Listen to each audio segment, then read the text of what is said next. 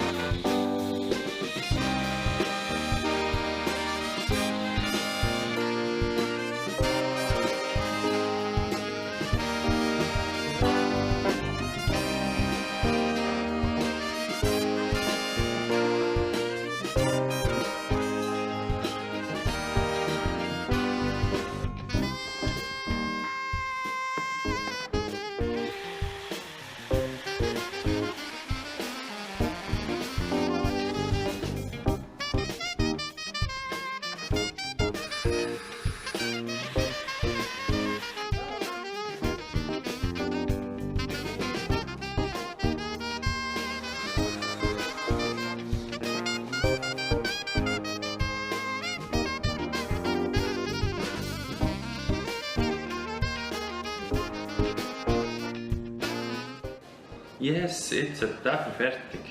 Schlimmes Problem. Da hinten kommt dann so ein Stängel, das muss noch schön werden. Und nachher wird an dieser Seite so das Filmstudio sein. Dann machen wir hier einen Tisch her und mit Mikrofon und eben mit einer Kamera, wo man recht schnell auch dann am Hintergrund etwas verändern kann für die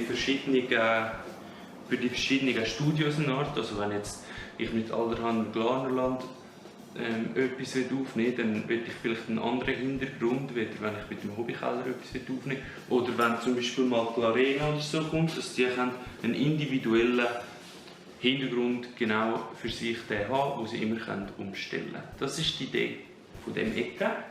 Und danach wird es hier auf dieser Wandseite irgendwie eine Möglichkeit gibt zum Fotografieren, also dass wir irgendwie so eine Fotoecke haben und dann schauen wir, wo dass wir Platz haben, dass wir da irgendwo noch ein Pult haben, um nachher einen PC drauf zu tun, wo man auch editieren kann. Yes! Ja, ich hoffe, der mit dem Schimmel gibt nicht ein grosses Chaos und dann kann man das Ding bald einrichten.